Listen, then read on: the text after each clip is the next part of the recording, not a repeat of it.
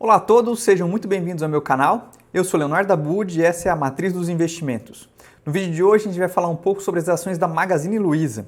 Essa aqui no passado foi uma ação que fez muita gente muito rico e que nos últimos 12 meses aí acumula uma queda de quase 90%. Mas o que será que está acontecendo com essa ação? Será que isso aqui vai para zero? Será que essa ação vai quebrar? Ou será que de novo é uma oportunidade da vida? Bom, fiquem ligados então que a gente vai conferir um pouco, eu vou explicar a minha posição sobre as ações Magazine Luiza e vocês podem tirar suas próprias conclusões no final. Mas antes de mais nada, eu queria agradecer a todos vocês. Eu comecei meu canal aí tem mais ou menos 10 dias, a gente alcançou agora aí a marca de 500 inscritos. Não só isso também, eu agradeço muito pelo carinho que vocês têm trazido, eu sempre olho os comentários e para mim realmente tem sido uma grata surpresa. Então, de verdade, pessoal, muito obrigado. Faz muita diferença para mim mesmo. Vocês não sabem aí como é bacana a gente ler um pouco dos comentários, ver que o pessoal está gostando do conteúdo. Então, de novo, agradeço bastante a atenção e o carinho de todo mundo. E agora vamos falar então um pouco sobre as ações da Magazine Luiza. Bom, eu trouxe aqui um primeiro gráfico em que a gente faz o retorno da Magazine Luiza ao longo dos anos, né? Então, o que a gente pode perceber? Que de janeiro de 2016 até outubro de 2020, que foi o pico das ações, essa ação multiplicou por 400 vezes. É isso mesmo. Então, sem dúvida, aí foi uma das melhores ações da história da Bolsa. A gente cansa de escutar fundos, inclusive, que fizeram uma história gigantesca em cima das ações da Magazine Luiza. No passado, lá em 2016, essa era justamente uma ação, um patinho feio que ninguém queria encostar. E de repente começou a se tornar uma empresa de tecnologia, uma empresa revolucionária, e por conta disso a gente viu essa reprecificação ao longo dos anos. No entanto, quando a gente pega de janeiro de 2016 até agora, essa ação multiplicou por 36 vezes, que ainda assim é um retorno fantástico. Você conseguir multiplicar seu capital por 36 vezes ao longo aí de 6 anos, sem dúvida é um retorno fantástico. Só que do auge, lá em outubro de 2020 para cá, a ação está acumulando aí uma queda de 90%. E não se esqueçam que uma ação que cai 90% significa que ela caiu 80%, alguém achou barato, comprou e ela foi lá e caiu mais 50%. Então a matemática é cruel nesses casos. Vamos entender um pouco então o que aconteceu. Eu gosto de trazer aqui fatos, dados, aqui não é um canal para fazer uma análise superficial. Eu acho que o pessoal que eu quero buscar realmente é aquelas pessoas que querem ter mais conhecimento, que querem uma análise mais aprofundada dos nossos cases. Então, no primeiro caso, vamos olhar um pouco como é que foi a melhoria operacional da Magazine Luiza ao longo dos anos. O que a gente percebe aqui, né? Então, como eu mostrei, isso aqui a gente tem a margem líquida da empresa, né, da Magazine Luiza, e a gente vê que no passado ela operava realmente com margens líquidas muito baixas, 1,5%, 1%. 2015, inclusive, ela teve prejuízo. Por conta disso, quem comprou lá em 2016 olhando para uma retomada, acabou realmente fazendo muito dinheiro. E aí, lá em 2019, a empresa conseguiu atingir o seu pico de rentabilidade, entregando aí uma margem líquida de 4,6%.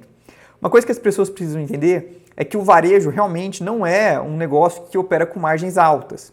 Uma margem líquida de 4, 5% para o histórico do varejo é uma margem líquida excepcional. Esse é um setor que opera com margens baixas e que busca ter algum tipo de ganho no giro. Não à toa, a gente vê aí o estrago que fez em 2020, 2021, um pouquinho que a Magazine Luiza escorrega nas suas margens. Então assim, imagine o seguinte, de 4% para 1%, a gente está falando de uma perda de 3 pontos percentuais. Mas em termos de lucro, 1% é 1/4 de 4%, ou seja, o lucro cai 75% se a empresa escorregar em 3 pontos percentuais da sua margem.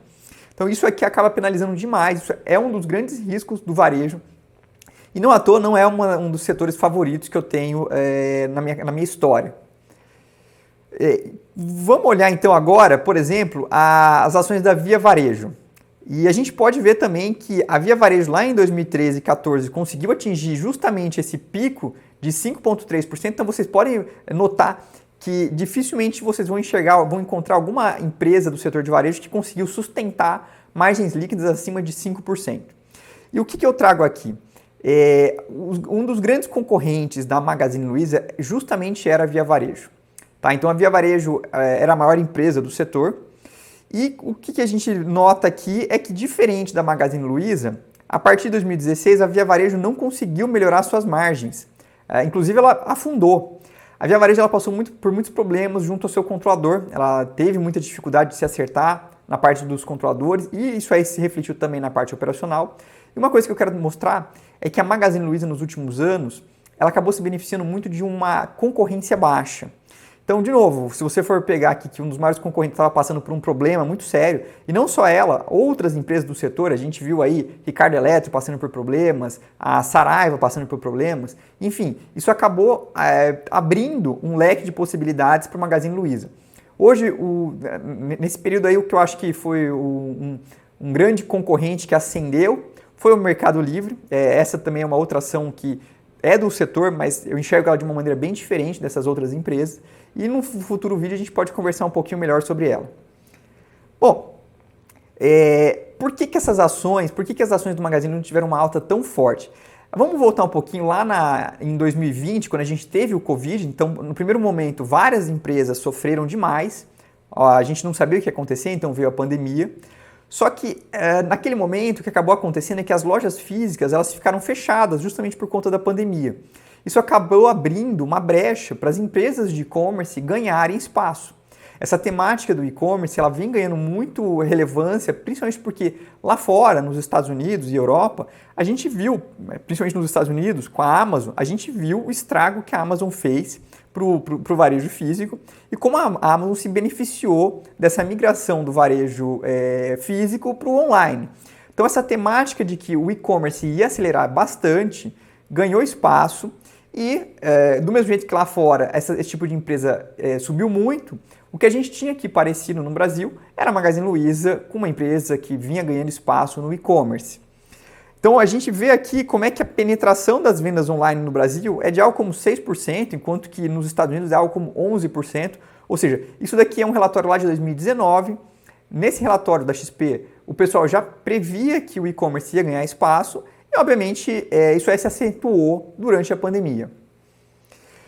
Um outro ponto é que lá atrás, né, de novo, isso daqui é um relatório lá de 2019, a gente vê como que existe uma perspectiva de crescimento forte para o setor de e-commerce.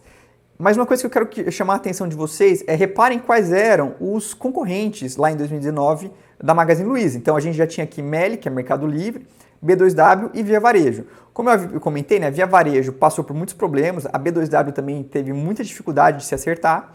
O que tinha de concorrente era o Mercado Livre. Esses são os pontos iniciais que eu trago de dúvidas a respeito da Magazine Luiza e a gente vai discutir isso um pouquinho mais à frente. Então vamos lá, o que deu errado?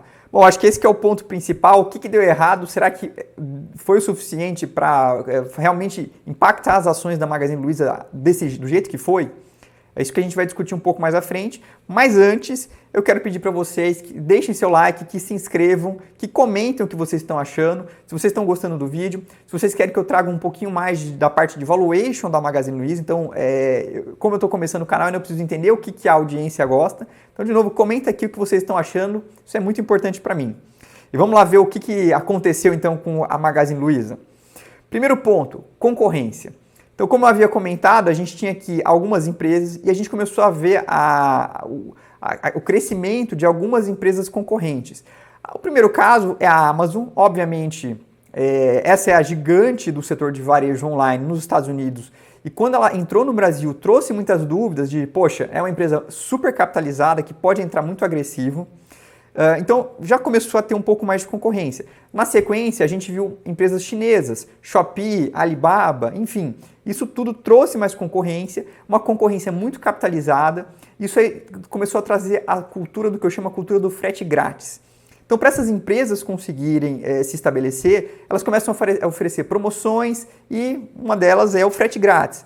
Então, isso é muito ruim em termos de margem, porque traz uma concorrência que é muito agressiva, que começa a derrubar as margens, enfim. Então, para mim, esse é o primeiro ponto de impacto para as ações do Magazine Luiza.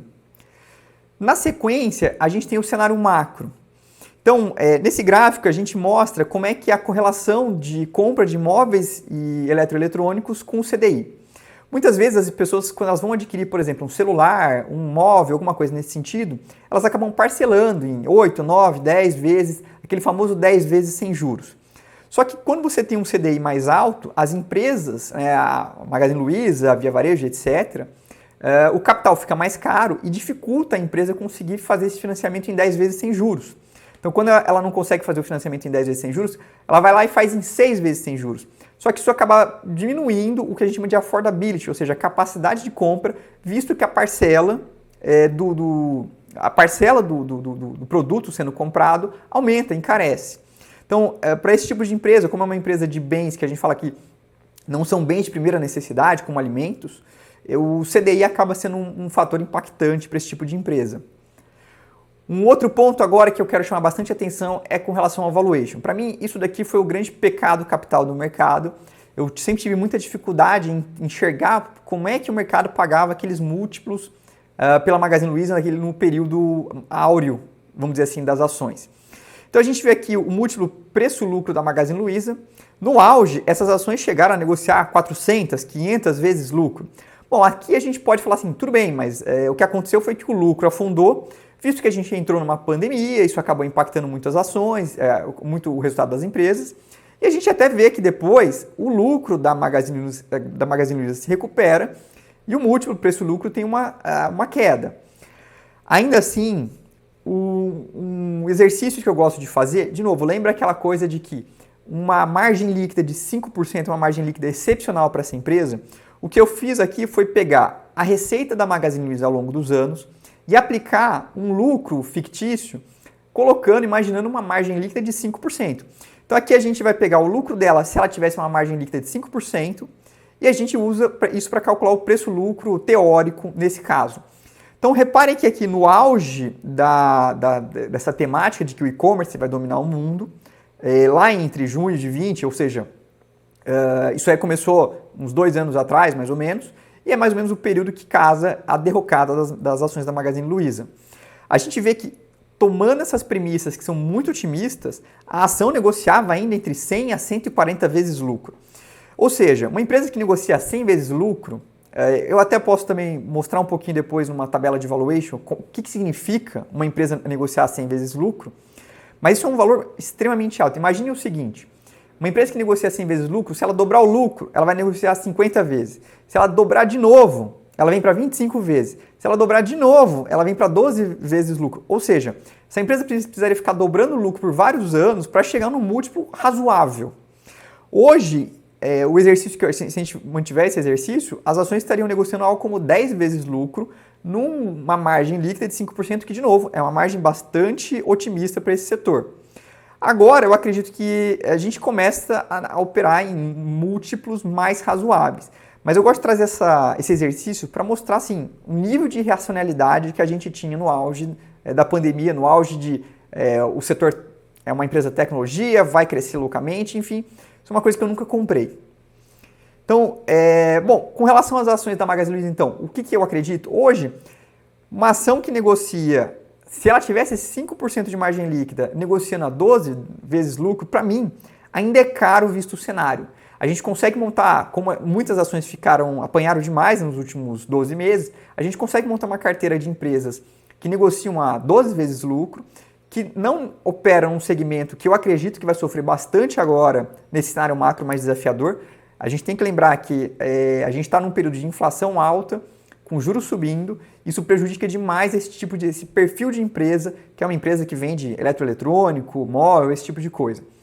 Então, eu ainda não considero, para mim ainda não é muito atrativo as ações da Magazine Luiza nesse preço. Não acho nada absurdo o preço, mas prefiro ainda ficar de fora, acho que tem coisa melhor. Bom, pessoal, espero que tenham gostado do vídeo. De novo, se inscrevam, deixem o seu like, comentem o que vocês acharam, o que vocês gostariam de ver mais aqui no canal. Isso é muito importante. E, de novo, agradeço demais aí pelo carinho que vocês têm trazido para mim. Espero que tenham gostado do vídeo e a gente se vê no próximo. Tchau, tchau.